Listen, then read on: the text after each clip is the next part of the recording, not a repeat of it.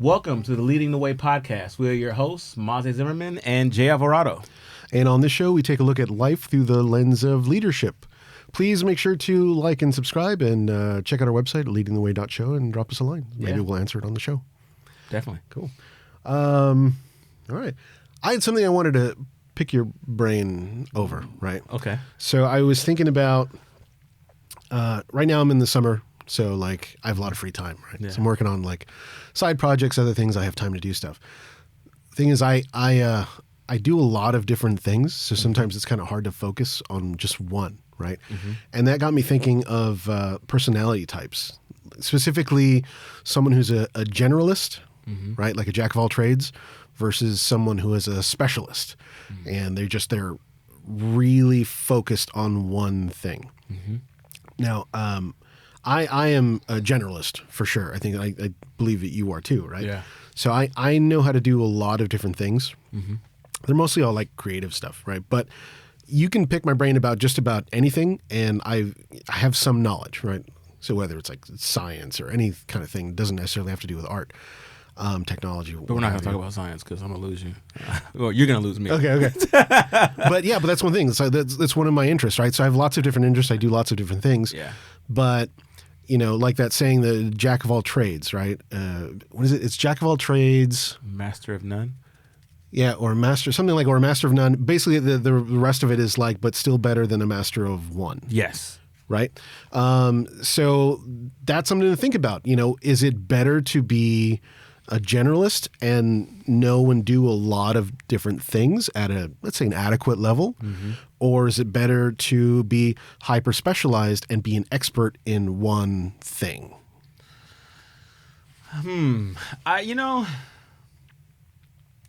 I don't know.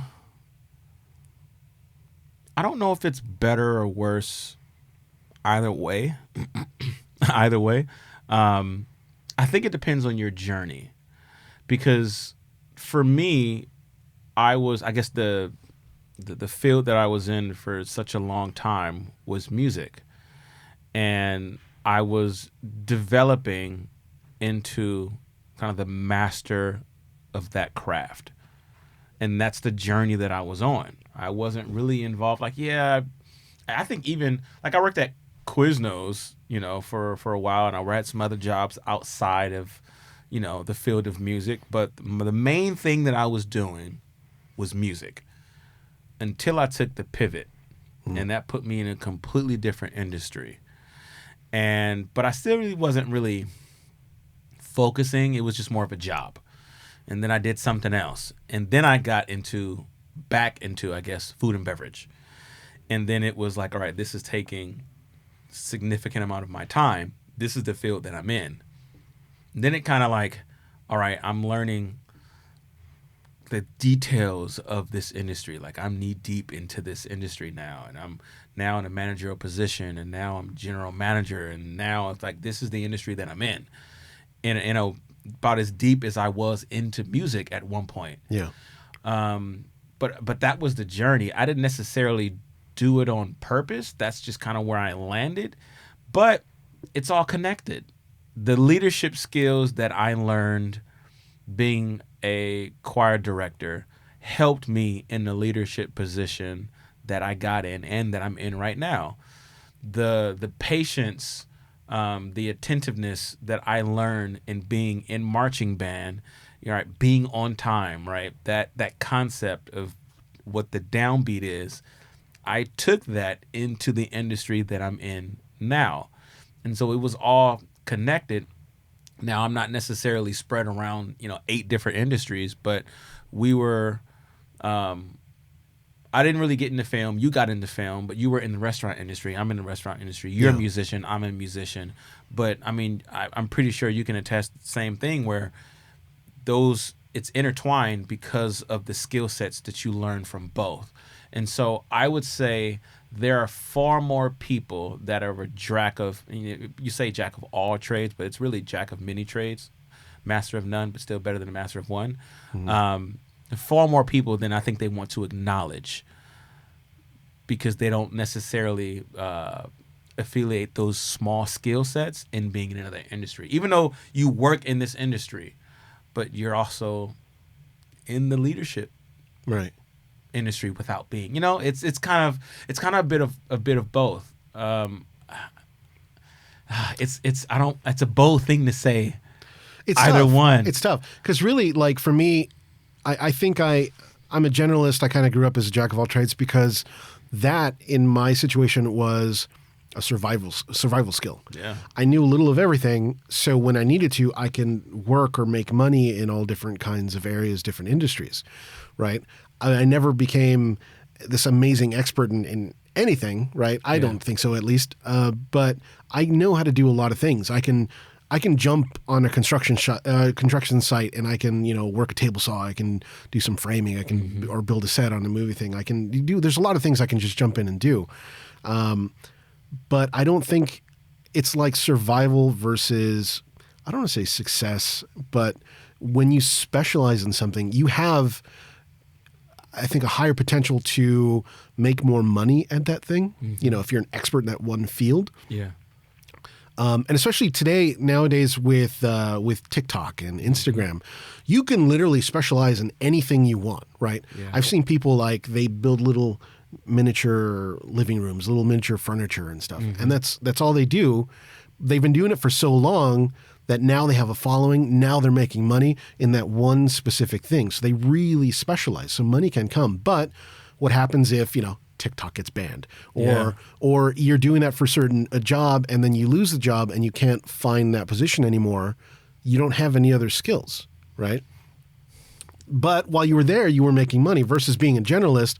Yeah, if like right now I'm a teacher. If that for some reason goes away, I can jump back into the film industry. I can jump back into doing design professionally. Yeah.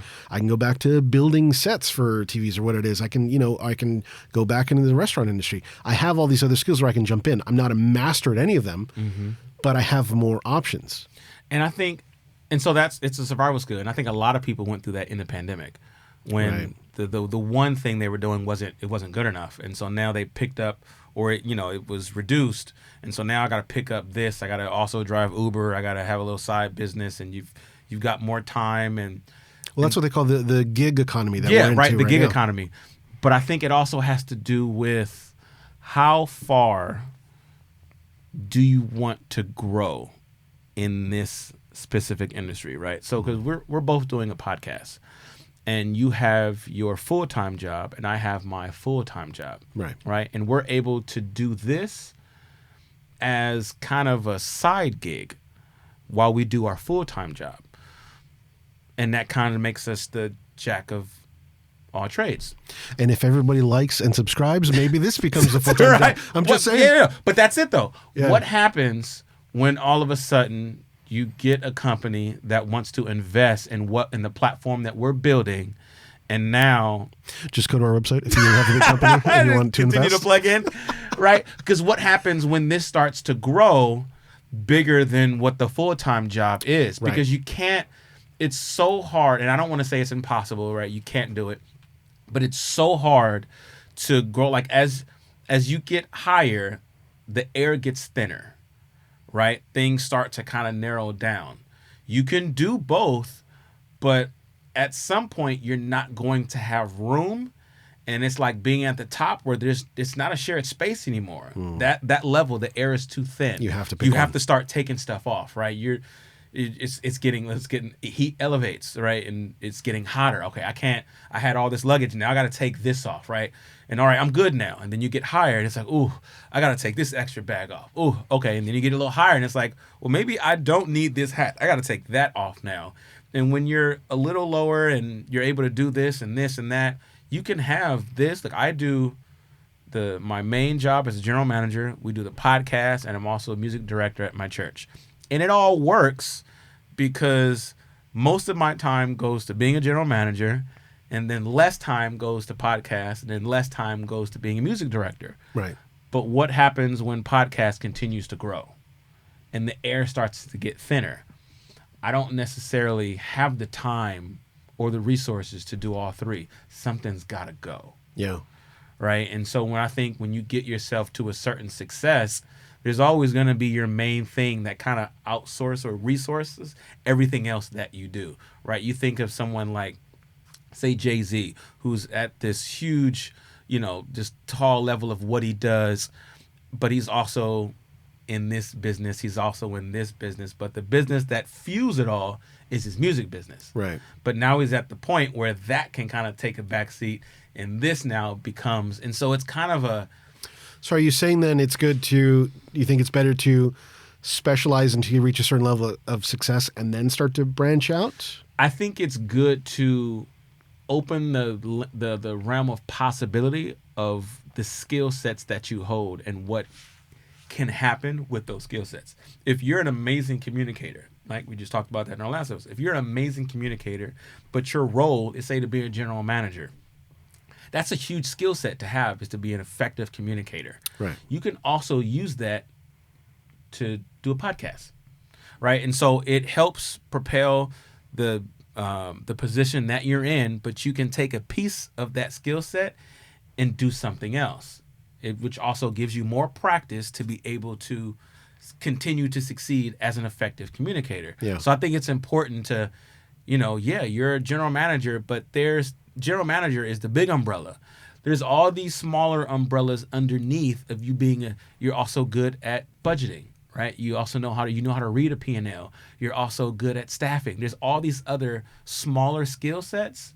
So even the specialist, you're specializing in one field, but you're a master of all these other sub-trades that you've developed on the way to specializing in that one field. And I think that's where you start to see people expand into other smaller fields. And sometimes the smaller field continues to rise, and all of a sudden that becomes your main source of income or your same source of time that's offered. Right. But there's also, there's time and energy that has to be focused on whatever it is you're trying to learn or get better at, right? Yeah. So specialist versus generalist, that's the other thing there. You can have, if you decide to start branching out, become a generalist, you can get to a point where you kind of have like decision paralysis, right? Mm-hmm. You do so many things that I know that's what happens to me. My focus will be on one thing and I'll jump to that. But then it's like I'm looking, hey, what's that over there while I'm working, and I'm tempted to move around, which someone who is specifically, dedicated to one type of skill or industry, it's a lot harder for them to lose focus, so that you can probably achieve more, become more successful that way, right? You were talking about reaching a high level where the air is thin, right? Yeah, so you're up a lot higher, but that's a hell of a way to fall if something goes wrong.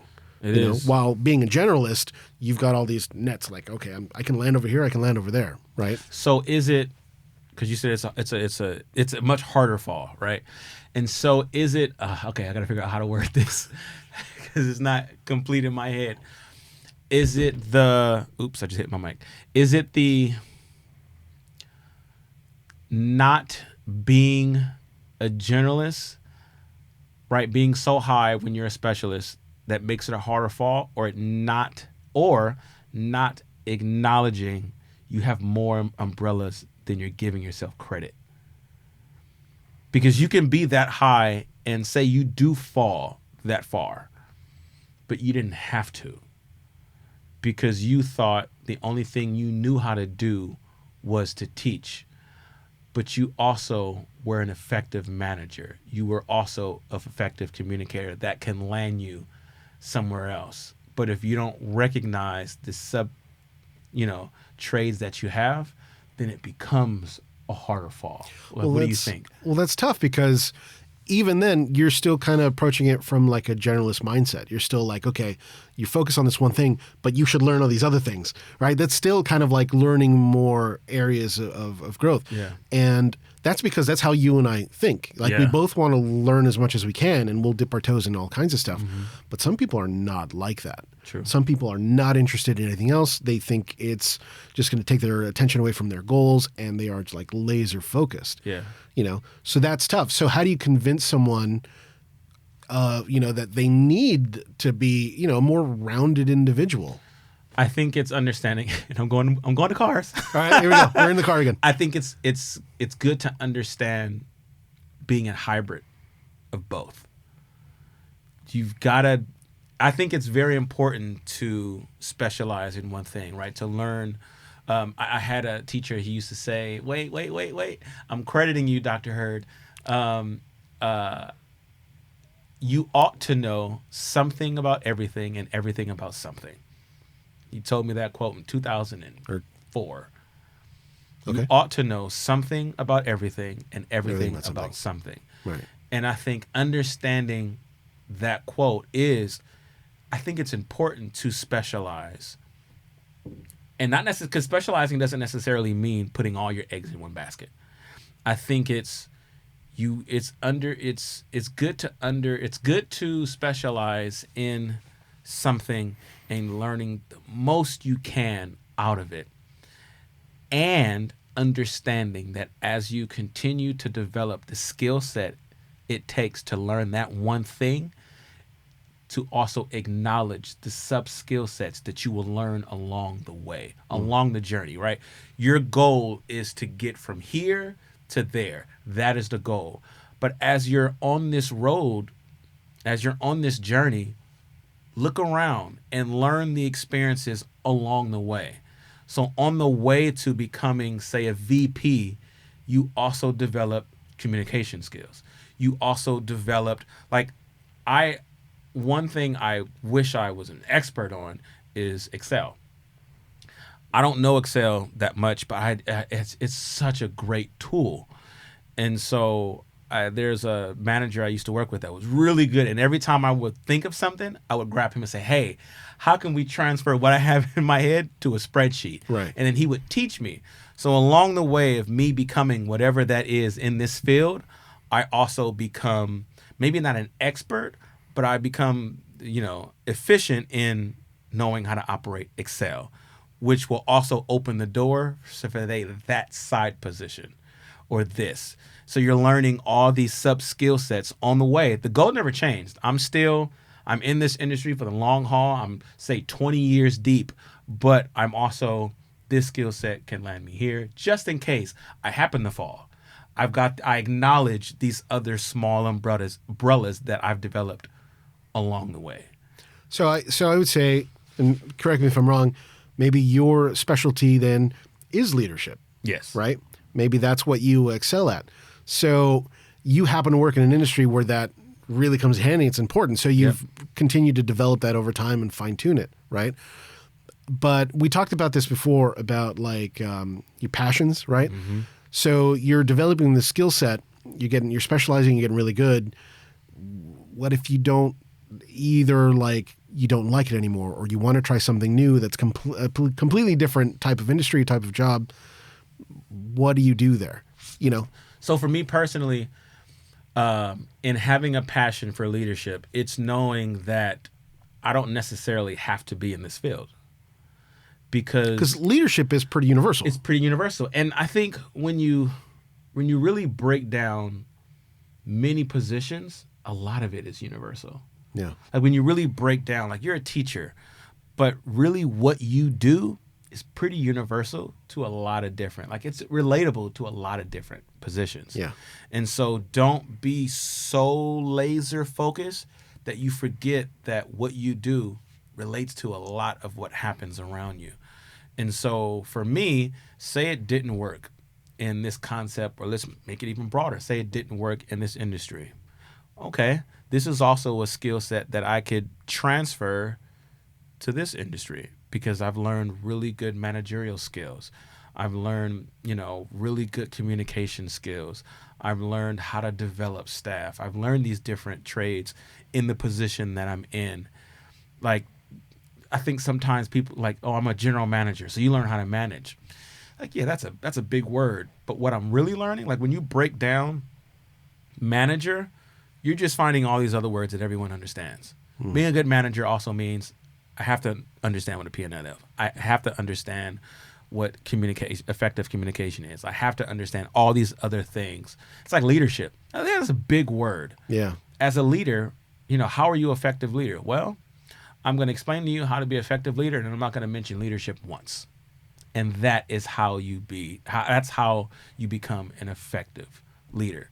And so for me, it's really dissecting and breaking down what I do into all these different skill sets that will transfer in the event it doesn't work out. Well, okay, and that's because of the society we live in, right? This is how our economy works. So we have these options. So even if you do kind of specialize in something, you're still developing other skills, right? Mm-hmm. But that wasn't always the case. Say like a glass blower. Yeah. They're amazingly skilled. It takes years and years of practice and mastery to do what they do, and they make these great pieces of art, and they can probably sell them for a lot of money, be pretty successful. But if that goes away for some reason, what do you do? I mean, we come from, a history where people didn't go to school as much as they do now. People, they couldn't jump from one job to another. Like, you were lucky if you became an apprentice, and like for the rest of your life, you're a cobbler and you make shoes. Yeah. Right? So the pros and cons there is that those people can make some amazing things, right? They can do amazing things that we still kind of have today, but I don't know if it's the same because it's so easy for us to go, nah, I don't want to do that. I'm going to do something else. Yeah. So it's tough to stay focused long enough. And I don't know if that's why I'm a generalist. Is it because I couldn't stay focused long enough to master something? Because I do get distracted pretty easily, right? Or bored. Yeah. But for me, it's been a benefit. So I've been able to work in these different careers, and I've been, being able to move from thing to thing, try new things. So for me, it's been great, but not necessarily for everybody. So I think for the glassmaker, because like you said, there was a time where that's literally all you did, right? You see these factories when the factories existed, and you did the same thing every single day, right? And times have changed now that you just don't see that anymore. Yeah. But say you have the glass maker, say, all right, well, how would you teach another glass maker? How would you be able to teach them to know what you do? Okay, how can we take what you know and create a spreadsheet that they can follow, or create a PowerPoint? So now you're learning this other thing. So say they go out of business. Well, I've got a portfolio. I can start my own teaching. I can start my own business where I can teach. I already kind of have the framework already mapped out. And so I think now more than ever, you have to think outside, where back in the day, you didn't have to do that. Right. There was always the outlet for you to be able to plug in. But now there's a million outlets, and you don't have to specialize in one thing. And sometimes it's hard to do that because one's just not good enough. That we talked about, the survival part of it. The one thing you do, it's just not good enough. You have to learn other skill sets nowadays. I had a server, or I know someone who's they're a manager, and their spouse was a chef, and they started their own, and kind of like the downtime, when business kind of drops, they started their own business, and they would do parties and they would do catering. And being a manager, she knew how to kind of manage the business, and so they would do that. And so it taught them that other skills, like take what you know, and you don't have to necessarily go forth with it, but just how would you, if say things went left and you had to, how can you take that, what you already know, and develop something else? And that's what I would say to someone who say only specializes in one thing. Like, you know more than you're giving yourself credit. So that sounds like, and it may be true, it sounds like maybe like specializing or specialists are maybe like a dying breed. Is it something we even need anymore? Especially when you look at, possibility of the future with like AI. Why do you need to specialize in anything? Like, AI can figure out or do a lot of things for you. Yeah. So is that even something that's that important anymore? Are we losing craftsmanship? Are we losing things like that? Because, being a specialist, is it even important to our economy anymore? It's not. It can't. It's hard. It's really a really tough hard. question. It's a tough question. Yeah. Because you also don't want to offend those that do. Yeah. Because There are still people out there that make amazing things, can do amazing doing things. one thing, Yeah. and they do it very well, and just they got the opportunity and they succeed in it. That's not everyone's story. I kind of lean on the side of being not necessarily a generalist or a specialist. It's kind of like a hybrid of the two. Like I think it's important, or I think it's good to be able to specialize and know as much as you can. Like I said, I'm gonna go back to Dr. Hurd's quote: "You ought to know something about everything and everything about something." Yeah.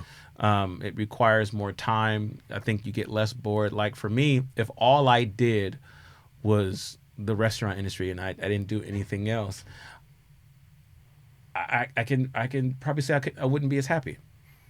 I love what we do. I love being a music director, and it makes me love the other stuff even more that I do as far as being a general manager. Yeah. So somewhere in between. Yeah, I think it's a hybrid. We're in a time that we're in now. I think there are more hybrids than there are on either side. I think there's just we've had to learn how to do both because of our economy, because of just the information that we're given. The resources that we have now are far more than the resources that our parents had and our grandparents had. We're kind of forced to be hybrids. We get asked far more questions than our parents did, and we're required to know far more than our parents did. And so I think our economy and the generation has kind of formed us into a hybrid of the two. Yeah. And I think that's why it makes that question so tough. Yeah, and then when we were talking about the glass blower again, and you said if that goes away, he's got works, he can show a portfolio, he can start to teach that to other people. But that becomes a problem in itself. You have a lot of careers, a lot of degrees, fields of study that they'll get advanced degrees, and once they get it, all they do is teach that subject. So you know what I mean? You're learning something just to teach it. So what are your students going to do? They're going to learn it just to teach it. So what's the point, right? That's tough. But we're moving into a new era of humankind, I guess, with AI and all that stuff. It's changing the way we work and live. So so maybe. Do you like it? Ooh. Cliffhanger. Right. Maybe. You know what? Do you like where we're heading? I'm a fan. I love it. But do you like it? I use a lot of AI. But I do have some serious doubts for next time. Those are great questions. It's a great discussion to have, because that's where we're heading, and I think it's becoming harder and harder to be a specialist. We're both generalists. We both do many things, and I think we love everything that we do. Yeah. And we're both, we're leaders, right? Yeah. So maybe that's the question. How can you lead when this little device in the palm of your hand knows way more than you ever will? Ooh. Right? I had an answer, but I'm not going to give it to you right now. Next time. Next time. On the next episode. All right, guys. Thank you so much for joining us, and we will see you next time. Yeah. Peace.